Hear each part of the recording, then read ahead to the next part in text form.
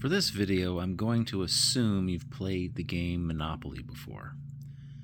Obviously, if you've played before, you know that the object is to collect like colors and then use that to build up hotels to make lots of money.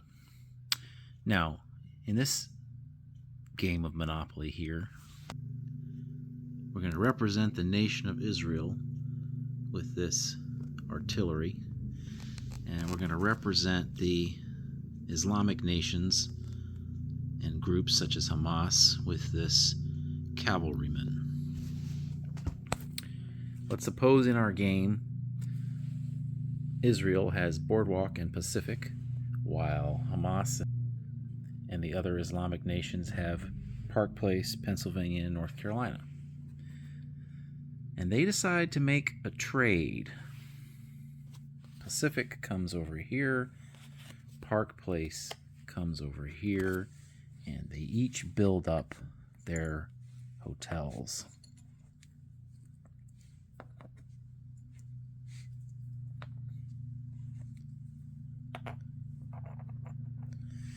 Now, many people like to speak of a two-state solution with Israel and Palestine in this case, two states living side by side in peace. Now that could happen if they continued the monopoly game and every time one of them got at a serious disadvantage they shared, and they could go on forever running around the board making money passing go. But that's not how monopoly works. In monopoly, the object is to bankrupt your opponent and get everything. So here's the key difference between Israel and these Islamic nations and groups. Israel would be perfectly content to live side by side with the Islamic nations in peace. Now, they might not agree fully on specific lands, but they would be happy to just live that way indefinitely.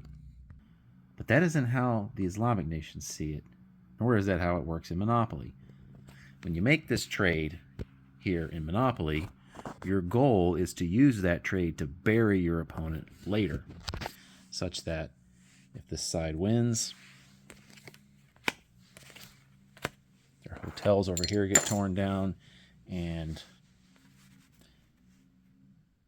Israel would have to mortgage its properties and eventually just give it all to the Islamic nations, and they would have everything. This is the goal of Hamas and the other Islamic nations. Any deal they make is just a stepping stone to get here. And telling lies in the process is perfectly acceptable in their worldview. So in their scenario, no more Israel. Whereas in Israel's viewpoint, they're perfectly happy for the Islamic nations to continue to live and exist.